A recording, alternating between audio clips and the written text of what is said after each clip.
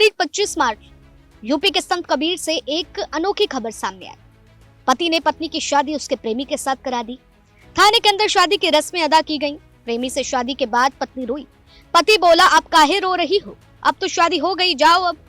यह अनोखी love story काफी चर्चाओं में रही, लेकिन अब इस कहानी में एक और ट्विस्ट आ गया है। प्रेमी से पत्नी की शादी कराने वाले पति को 4 दिन बाद ही पत्नी की याद सताने लगी है। बच्चों को भी माँ की ममता याद आई है। लिहाजा 28 मार्च को पति अपनी पत्नी की नई ससुराल पहुंच गया और उसको वापस भेजने की गुहार लगाने लगा। मजे की बात तो यह है कि युवक और बच्चों की हालत को देखकर दूसरे पति ने पत्नी को उसके साथ भेज भी दिया।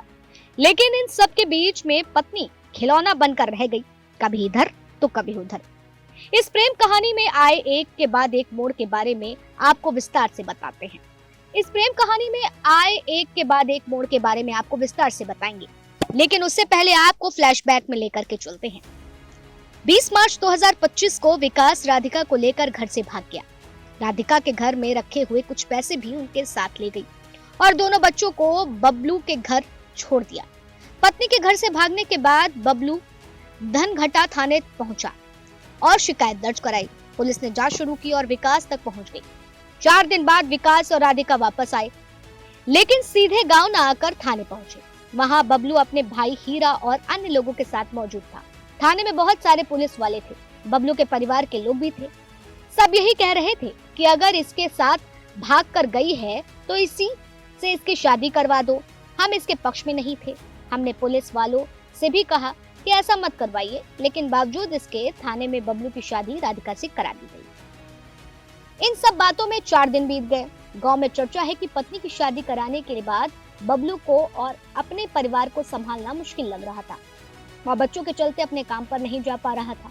छोटे छोटे बच्चे बार बार माँ के बारे में पूछ रहे थे। 28 मार्च की रात बबलू विकास के घर पहुंच गया। वहां उसकी माँ गायत्री से कहने लगा, मैंने लोगों के बहकावे में आकर दोनों की शादी तो करवा दी, लेकिन अब हमको लग रहा है कि हमारे बच्चे बर्बाद हो जाएंगे, इसलिए मैं अपनी पत्नी को वापस ले जाना चाहता हूँ।